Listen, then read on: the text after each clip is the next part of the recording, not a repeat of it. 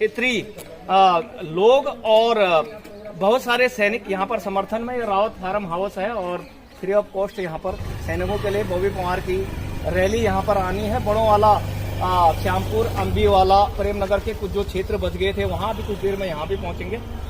कुछ लोग यहाँ पर स्वागत के लिए स्थानीय लोग तैयार हैं। लेकिन आपको बता दें, लोकतंत्र में किसी का साथ देना या किसी का विरोध करना, आप कहते हैं लोकतंत्र में आपका अधिकार है, आप स्वतंत्र हैं, आप किसी को भी इलेक्टर को, किसी भी उम्मीदवार का आप चुनाव कर सकते हैं, किसी को भी वोट दे सकते हैं, लेकिन वोट जरूर दें। नहीं, ऐसा लोकतंत्र नहीं है, क्योंकि कांडली में जिन लोगों ने महारानी जी का विरोध किया और बॉबी का समर्थन किया, सिर्फ उस विरोध के कारण उन पर 107 और 116 धाराएं लग गई, जिसकी कोर्ट में पेशी 16 तारीख के है। जब उनको पूछा गया, वादी हम हैं, ठीक है, हमने अपने हक की मांग की और अपने उम्मीदवार के चयन के लिए स्वतंत्रता की मांग की, तो हमारे पर जोर जबरदस्ती FIR दर्ज की गई। इससे पहले सेठी प्रकरण में जब सैनिक अपना अधिकार मांगा था तब FIR दर्ज हुई थी। और जब भी पूछा जाता किसी भी हक के सवाल के बाद तो वो लोग मारपीट भी करते हैं। उनने कहा प्रतिवादी कौन है, यदि वादी हम है, प्रतिवादियों का पुलिस ने कोई नाम नहीं बताया। उनके परिवार के, उनके बीवी बच्चों के, उनके सबके नाम लिखे जो गढ़वाल इस वक्त उन्हें ये तक नहीं पता था कौन है कौन नहीं। सारे परिवार को बताते हैं कि इनके परिवार में जी। तो यहाँ पर उत्तराखंड क्रांति दल के हमारे समक्ष वीरेंद्र बिष्ट जी हैं, जो महासंयोजक हैं उत्तराखंड क्रांति दल के, और निर्दलीय बॉबी कुमार के बॉबी कुमार को समर्थन करने यहाँ पर आए हैं। सर, आप तो आपको क्या लगता है कि लोकतंत्र में अगर हम अपने हक की आवाज रखें तो मारपीट कर दी जाए, या फिर हक की आवाज रखें CID या अन्य मामलों में तो आप पे FIR दर्ज कर दी जाए? आप किसी एक विशेष 26 साल के नौयुवा को सपोर्ट करें तो रानी का सपोर्ट न करें तो 107 और 116 धाराओं में मुकदमा कर दिया जाता है। तो लोकतंत्र के लिए आप कोई संदेश? मैं कैप्टन वीरेंद्र सिंह बेस, अपने जो सैनिक विकास समिति का मैं मीडिया प्रभारी हूं, और साथ ही मैं उत्तराखंड क्रांति दल का केंद्रीय संगठन मंत्री। अभी क्या होता है कि जब भी कभी समाज हो, देश में हो या प्रदेश में हो, जिस जगह अन्याय होता है, जिस जगह जो है समाज को, जनता को और जनता के प्रतिनिधि जनता की तरफ ध्यान नहीं देते हैं, तो वो जनता जो है, एक समय आता है जब होता है ना, पानी नाक से ऊपर आता है तो छटपटाहट होती है। अपने वन पेंशन के बारे में आपको ज्ञापन देने के लिए आपके निवास स्थान पे आई, और वो समय आपके द्वारा दिया गया था, आप तब भी वहाँ पर नहीं मिली, और उस बारिश में पूरे पूर्व सैनिक भीगते हुए गए। तो जब आपने उस समय पूर्व सैनिकों का सम्मान नहीं किया, नहीं आपने कोई प्रतिनिधि वहाँ पर भेजा, तो इस तरह के जब सांसद का कार्यशैली है, काम करने की आपकी वो है, तो अब यहाँ पर भी है बिलासपुर कांडली में अगर आप जा रहे हैं और आज तक आप नजर नहीं आई 10 सालों में, तो आप उस दिन क्यों आप वोट मांगने के लिए पहुंच गई जनता के बीच में? इसलिए वहाँ विरोध का सामना करना पड़ा। और प्रजातंत्र लोकतंत्र में भैया उन्होंने वो एक, अब उनको लगता है कि बदलाव जरूरी है, हमें अब ऐसी सांसद नहीं चाहिए, तो वो अधिकार है, जनता का अधिकार है कि वो अपने सांसद को बदली करें। वो जनता के अधिकारों का दमन नहीं है। मैं पूछ रहा हूँ देखिए, जब आप उनके क्षेत्र में गए, वो आपके घर पे नहीं आए, और नहीं आपका जो है उनके घर पे आके उन्होंने कोई नारा लगाया या आपको जो है किसी तरह की अवस्था दिखाई। आप उनके क्षेत्र में खुद गए हैं, और जब उन्होंने केवल आपको कोई गाली गलौज नहीं करा, कोई मारपीट नहीं करा, किसी तरह का वो नहीं किया, उन्होंने केवल यही विरोध किया कि हम आपको इस बार वोट नहीं दे पाएंगे, क्योंकि हम आज तक आपको चुनते हुए हैं। लेकिन जो FIR किया गया है, 107 और 116 की जो धाराएं लगाई गई है, वो सरासर अन्याय है, और सरासर ये दिखाता है कि इस वर्तमान सरकार की डिक्टेटरशिप है।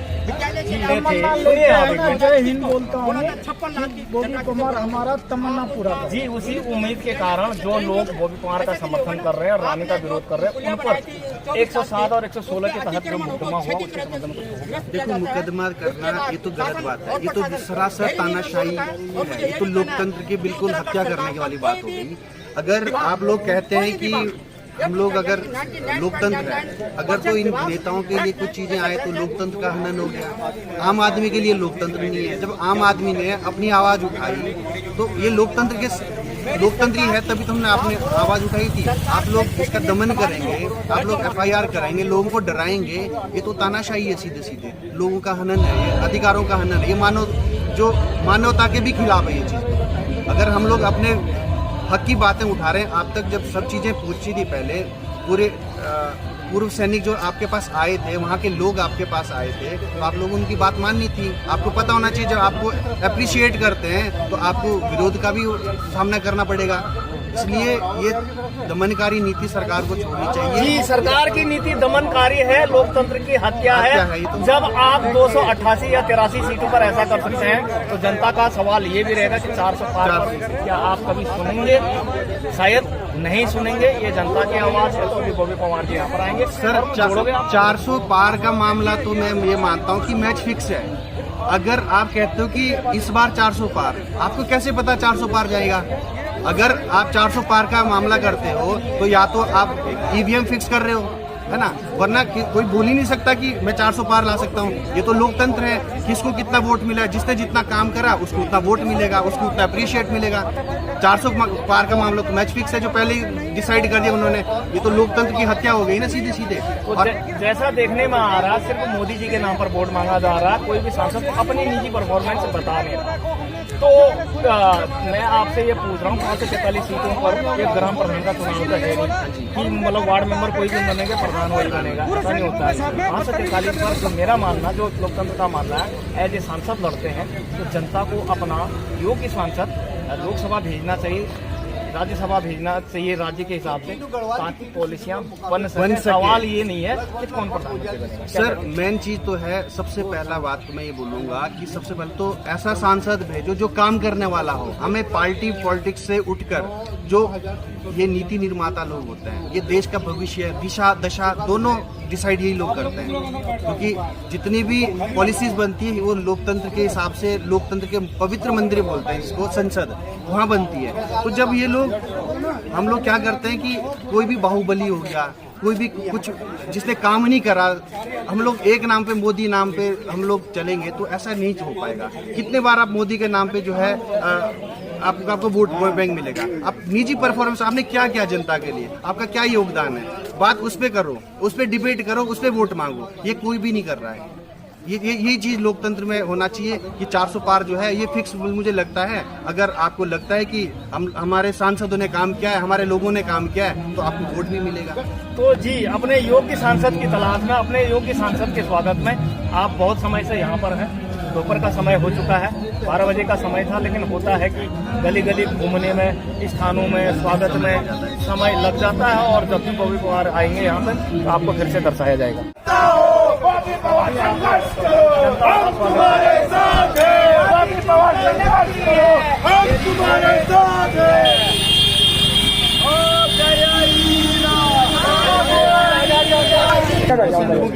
है जी जी, पहले हमने सीआईडी के खिलाफ अपने सिस्टम सुधारने की बात की, हम लोगों पर आज तक एफआईआर की गई है और दोबारा भी एफआईआर कर रहे हैं। तो ये सिस्टम क्या ये है कि मतलब मार जबरदस्ती, मारपीट, कई वीडियो आपने देखे और 400 पार हो जाएंगे। जो सच्चाई बोलेगा उसकी सच्चाई की आवाज को दबाने के लिए इस प्रकार के कृत्य करेंगे। हम पे अगर 8 मुकदमे चढ़ाए हैं तो सारे फर्जी मुकदमे हैं। हम लोगों ने जब सरकार के गलत नीतियों के खिलाफ बोला, हम लोगों ने जब समाज के हित में बोला, तो हम लोगों पर फर्जी मुकदमे लगाए गए और 8 मुकदमे हैं। आप हमारे नॉमिनेशन फॉर्म पर देख सकते हैं और सारे फर्जी मुकदमे हैं। 307 जैसी गंभीर धाराएं लगाने का मतलब है कि ये सरकार किस हद तक जा सकती है, सिस्टम किस हद तक जा सकता है। तो मुझे लगता है कि कहीं ना कहीं सिस्टम को ठीक करने की जरूरत है और हम आए हैं और आप लोगों ने अभिभावक के तौर पर हमारे पूर्व सैनिकों ने आशीर्वाद दिया, इससे बढ़कर कुछ हो नहीं सकता। कि आज जिस प्रकार से लगातार सुबह से शहरों में कार्यक्रम हो रहे हैं, विलम्ब हो ही गया है। आज भीमराव अंबेडकर जी की भी जयंती थी, वहां पर भी समय लगा। उसके बाद तमाम कार्यक्रम यहाँ पर गली मोहल्लों में किए, तो उसके लिए क्षमा चाहता हूँ।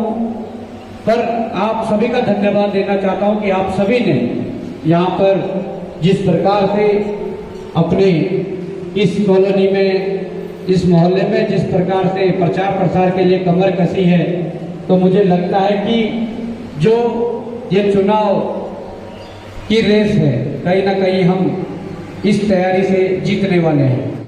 मैं समझता हूं कि इस संकल्प के साथ कि हमारा बूथ, हमारा गांव जो होगा, वहां पर बॉबी पवार कैंडिडेट नहीं है, मेरे बूथ पर मैं कैंडिडेट हूं। अगर इस संकल्प के साथ सभी आगे बढ़ेंगे तो मैं समझता हूं कि निश्चित तौर पर इस जीत को हम इस टिहरी संसदीय क्षेत्र में परचम लहराने का काम करेंगे। समय का अभाव है, अभी आगे भी जाना है, बहुत से कार्यक्रम हैं। और आप लोगों ने फिर भी यहाँ पर इतनी व्यवस्थाएं की, उसके लिए धन्यवाद करना चाहूँगा। इतना आप लोगों ने प्रयास किया और प्रयास कर रहे हैं। मैं चाहता हूँ कि वो प्रयास रुके ना, वो प्रयास पूरे गली मोहल्लों में, पूरे इस क्षेत्र में होते रहे और 19 तारीख की शाम 6 बजे तक वो प्रयास जारी रहने चाहिए। तभी हमें जीत मिल सकती है, तभी हम आगे बढ़ सकते हैं, तभी उत्तराखंड को बचा सकते हैं। तो कहें कि संघर्ष तो करना ही है। तो मैं समय का अभाव देखते हुए आप सभी से पुनः और इन्हीं शब्दों के साथ अपने वाणी को विराम दूंगा। जय हिंद, जय भारत, जय उत्तराखंड।